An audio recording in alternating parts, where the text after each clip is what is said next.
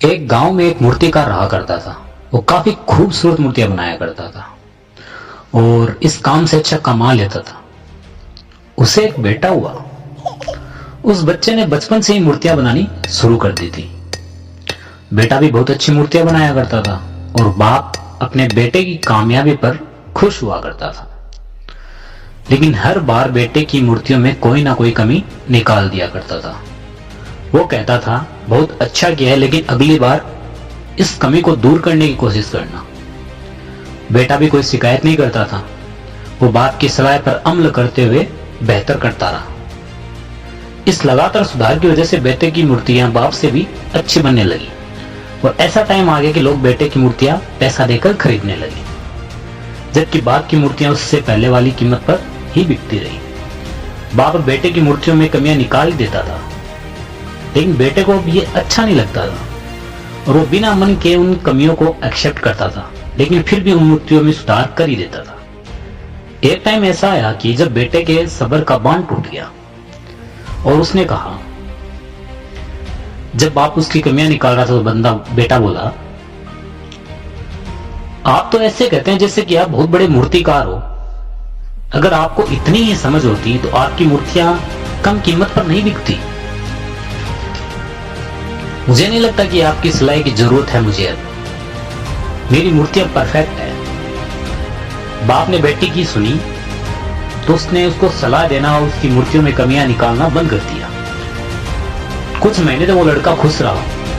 फिर उसने नोटिस किया कि लोग अब उसकी मूर्तियों की उतनी तारीफ नहीं करते जितने पहले किया करते थे और उसकी मूर्तियों के दाम भी बढ़ना बंद हो गए। शुरू में तो बेटों को कुछ समझ में नहीं आया। फिर वो अपने बाप के पास गया और उसे इस समस्या के बारे में बताया। बाप ने बेटे की बहुत शांति से सुना।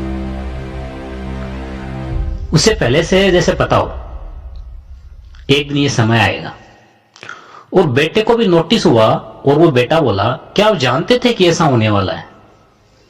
बाप ने कहा, हां,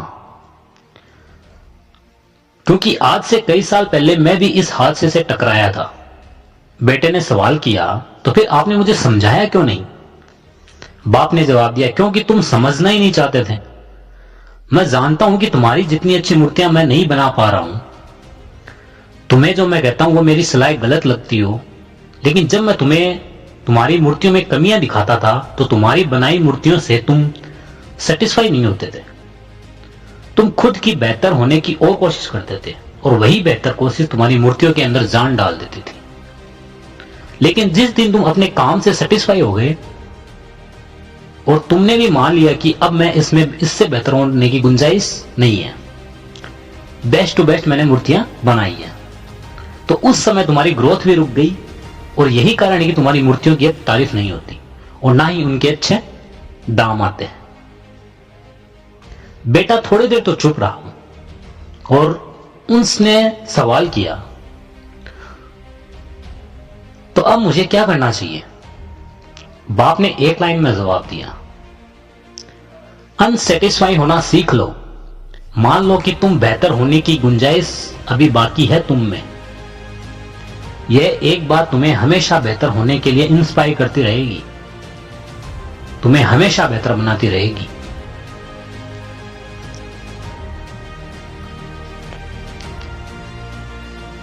थैंक यू।